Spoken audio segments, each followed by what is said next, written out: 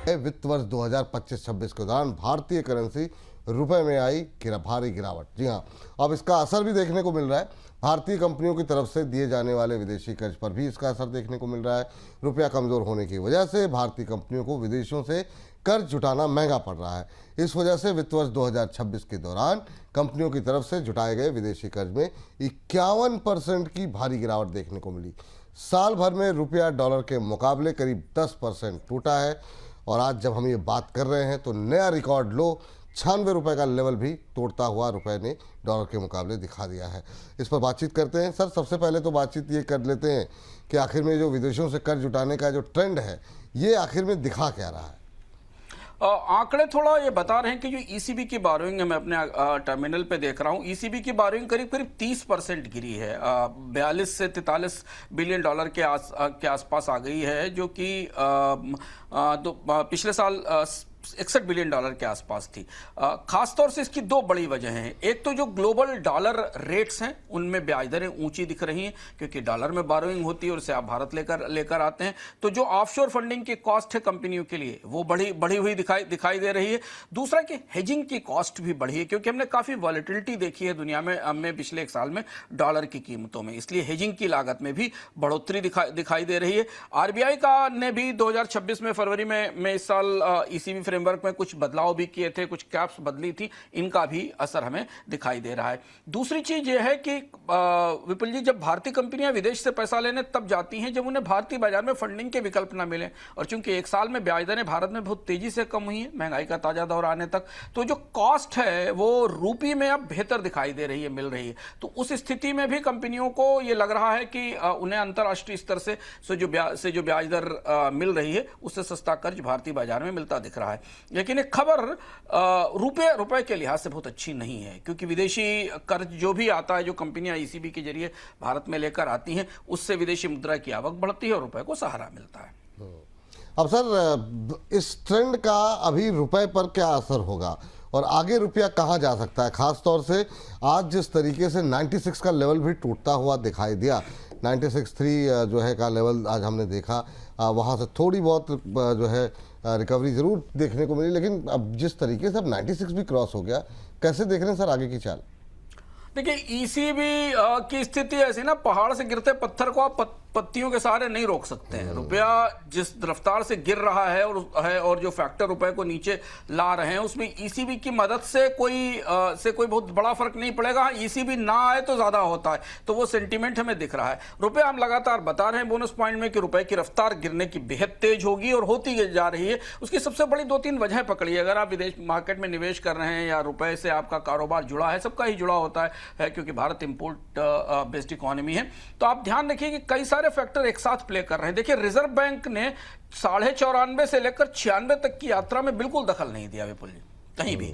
हम रुपए को 96 के पार आते देख रहे थे। हम बराबर आपको बता रहे हैं रिजर्व बैंक ऐसा क्यों नहीं कर रहा है, क्योंकि अब सरकार खुद ये मान रही है कि बैलेंस ऑफ पेमेंट की प्रॉब्लम दिख रही है। भारत के आर्थिक सलाहकार ने यह कहा, प्रधानमंत्री का जो इशारा था वो कैड की तरफ ही था, कैड में रिकॉर्ड ऊंचाई है। तो ऐसी स्थिति में अब 690 बिलियन डॉलर का 680 बिलियन डॉलर का विदेशी मुद्रा भंडार, जो 11 महीने के आयात के लिए पर्याप्त है, वो भी कुशन नहीं माना जा रहा है, क्योंकि कच्चे तेल की कीमतें $100 से ऊपर है। और ऐसी स्थिति में आरबीआई ने अब रुपए को गिरने के लिए छोड़ दिया है।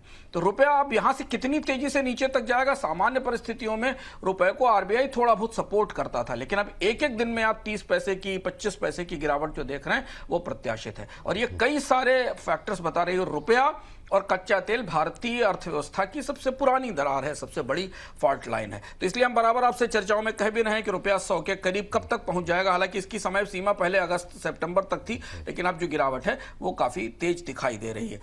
सरकार अपनी तरफ से जो कोशिशें कर रही है, जैसे कि गोल्ड के ऊपर इंपोर्ट ड्यूटी बढ़ाई गई, कल गोल्ड पर कुछ और बदलाव भी किए गए जिन पर हम आगे चर्चा करेंगे, सेंटिमेंटल है, भावनात्मक है। तात्कालिक तौर पर उसका कोई बड़ा असर अभी रुपए को सबके सपोर्ट के तौर पर नहीं दिखाई दे रहा है। रुपए को सपोर्ट दो ही स्थिति में मिल सकता है, या तो कच्चे तेल की कीमतों में गिरावट हो, बड़ी गिरावट हो, मतलब $100 से घटकर $80 के आसपास आए और टिके, तो रुपए को थोड़ा सपोर्ट मिलेगा, या फिर डॉलर में गिरावट आए। पिछले 3 दिन के 4 दिन के अंदर हमने देखा है डॉलर में मजबूती आई है, अंतर्राष्ट्रीय स्तर पर ब्याज दरें बढ़ी हैं, जिसका असर हमें सोने की कीमतों पर भी दिखा।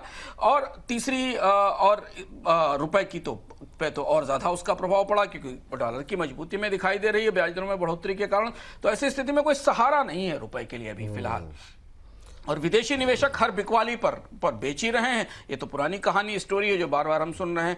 तो रुपया एक एक हिस्से में छोटे छोटे टुकड़ों में गिरता जाएगा। एक और बात जो मुझे समझ में आई यहाँ लोगों से बॉम्बे में मार्केट में जाकर देखकर, कि आरबीआई की तमाम कोशिशों के बाद भी डॉलर की डिमांड भारत में नहीं रुक रही है, क्योंकि कच्चे तेल की कीमतें बढ़ रही हैं, होर्मुज को लेकर अनिश्चितता है विपुल, और बाकी जो कारोबारी हैं उन्हें ये नहीं पता है कि रुपया यहाँ से कितना जाएगा, तो हेजिंग की डिमांड बहुत ज़्यादा बढ़ रही है। और जब करेंसी तेजी से गिरती है तो लोग अपने सौदों को डॉलर में जो इंपोर्ट कर रहे हैं उनको हेज करने के लिए और ज़्यादा डिमांड करते हैं। तो ये एक विशेष साइकिल है, जो साइकिल सेट इन हो गया, और आरबीआई पिछले 1-2 हफ्तों में इस साइकिल को तोड़ नहीं पाया है। और अब चूंकि अभी आरबीआई के फॉरेक्स रिजर्व के नए आंकड़े आने वाले हैं, वो आएंगे तो वो सेंटीमेंट थोड़ा और डिस्टर्ब करेंगे।